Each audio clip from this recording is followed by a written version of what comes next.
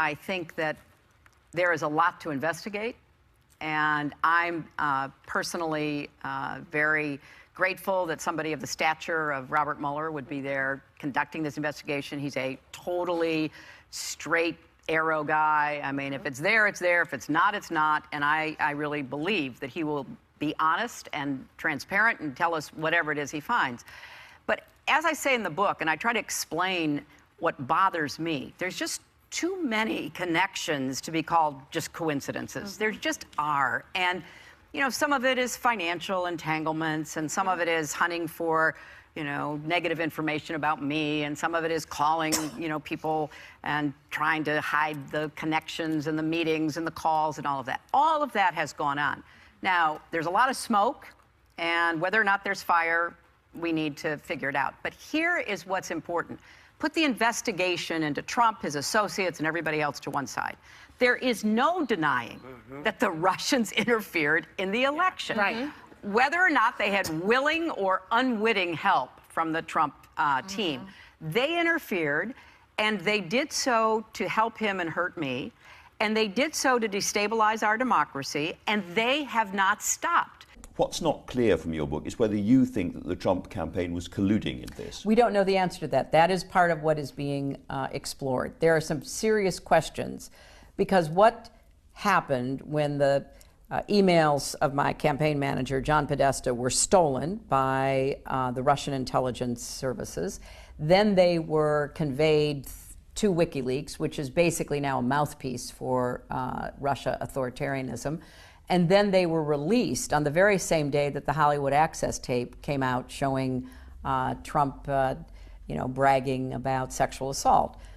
Then they were what we call weaponized, so that they were turned into phony news stories, they were turned into Facebook posts, and then they were targeted at specific voters.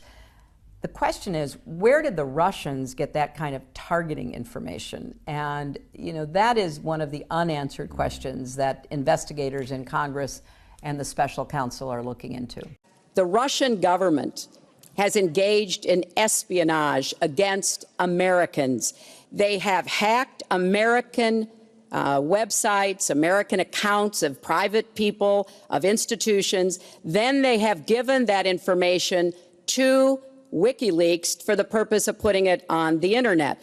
This has come from the highest levels of the Russian government, clearly from Putin himself, in an effort, as 17 of our intelligence agencies have confirmed, to influence our election. So I actually think the most important question of this evening, Chris, is finally, will Donald Trump admit and condemn that the Russians are doing this, and make it clear that he will not have the help of Putin in this election, that he rejects Russian espionage against Americans, which he actually encouraged in the past.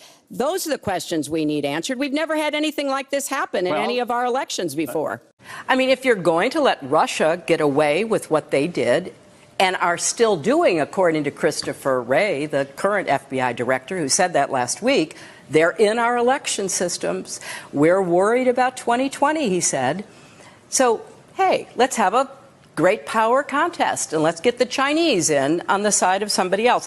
Why are, you know, other Americans basically believing Putin? Why did Trump believe Putin more than our 11 intelligence agencies? I don't know. Do you have a working theory? I do have a working theory. And why is Donald Trump so enamored of Putin? Well, part of it is he's a wannabe dictator. He has told us that repeatedly. He even said the other day, let's basically get out of NATO and, you know, encourage Putin to do what he wants to do. How absurd a statement that is cannot even be, you know, measured, because you are essentially giving a green light to a murderous, brutal dictator.